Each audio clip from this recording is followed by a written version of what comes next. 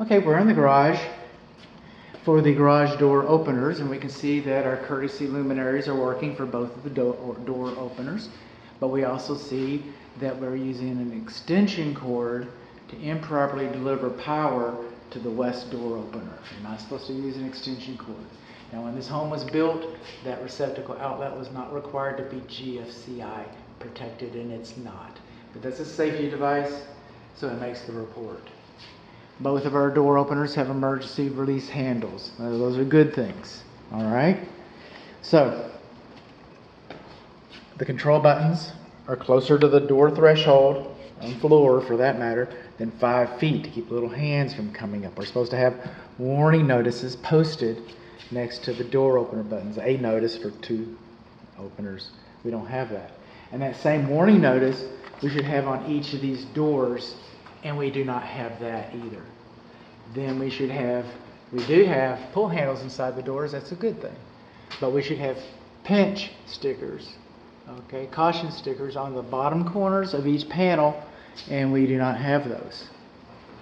Then the manual door locks, they should have been decommissioned so that you don't close the door and lock it and then forget about it and come in a hurry and push the button, and then the door automatically, comes up and it binds and it twists and damages the door.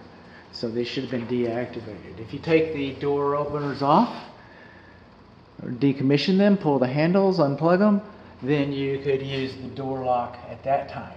So one way you do this style is to loosen the top bolt, both bolts, take the top bolt out, slide it around, put it back in, it'd be facing backwards and it couldn't, or sideways. Some people install them sideways. Okay, the control wires going down to the optic sensors, these are supposed to be insulated staples, and they're not. And then these sensors, the electric eyes, okay, they're not supposed to be closer than 6 inches to the floor, and I'm talking about the driveway right there. I mean, anything within a radius of 6 inches, so you should have that clearance, and we don't, so the optic sensors are too high. Now, in my inspection agreement, I say that I do not block test the doors for safety reverse. I do not block test. It's a business decision that I made. I do not block test the doors. I have instructions baked inside of the report. If you would like to do a block test and you could adjust the sensitivity to meet your particular needs, then you can do that. If you're really curious, the seller could demonstrate it to you. I choose to do no harm. I check these by putting my foot over the optic sensor. Okay? So let's just try this right now. We're going to try this one with the red dot. Okay? On the left. It's this door on the left.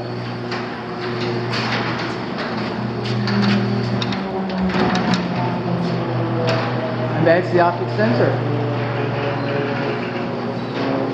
So the door opener button on the right without the red button.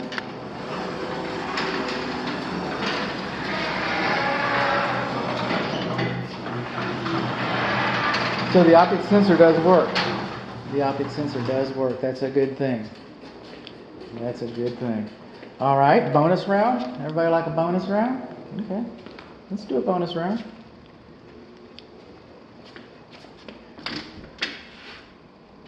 Home Inspector Theater.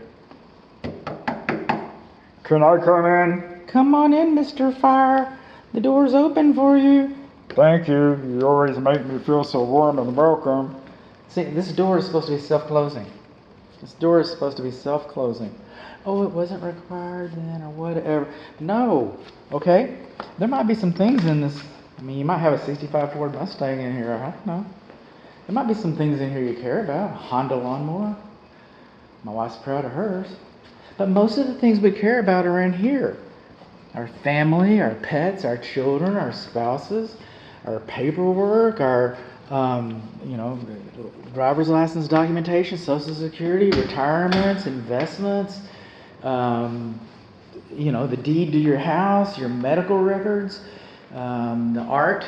Your art is in here, your jewelry, all kinds of things are in here, collectibles. all kinds of things are in. Most of the things we care most about are usually inside of here. So what we want to do is we want to, encapsulate the garage, compartmentalize the garage and the house, so that if we do have a fire, it takes a while to get through there. It takes a while to get through there. And I get it, you're bringing the groceries in and, it's rough. The door's always closing on you and stuff. It can be inconvenient, I suppose. But that's to me, that's an important safety issue. So, and not an expensive one. Another thing about this door, this is the way they installed it. The step right here is not dimensionally uniform and higher than 7 3/4 inches. So that could be a trip hazard. The gasket underneath the door is compromised. So that's, it could be carbon monoxide coming in to the house, a house that way. The door is installed backwards. These are pintles. Okay, hinge pins is what we call them down here in Texas. The hinge pins from Hillbilly Home Inspection, but they're installed on the outside. So somebody could, if this is considered an exterior door, you should be. I'm crime watch. You're supposed to have your garage door closed. But if you don't, then this is the exterior door. Somebody could pull the pins out and then wedge the door open and come in. They're probably going to kick the front door in first. They're probably going to kick the back door in first. They're not going to pull the hinge pins and take all that time. It's going to take that kind of time, but that's why you're supposed to do that. And, whereas I'm more concerned about the spring than the hinge pins, the pintles, excuse me. I'm more concerned about the pintles, okay? Well, they do sell theft hinge plates for your pintles, and it's a little set screw that's inside of here that goes into the hinge pin. So what happens is that you have to open the door to get a little Allen wrench and take that screw out, because the pin won't come out without that screw. You can do that. And they did this so that your foyer, is nice and open. You're not opening doors. These two doors aren't fighting with each other. They did that. And I understand. That's the way I did my kitchen door. Actually, I think it's the breakfast area. It seems like the kitchen to me. But anyway, I understand why they did that. The thing is this door needs a spring on it. So what did we learn? We learned that we don't have a warning notice and these buttons are too low. We learned that the optic sensors are too high and the wires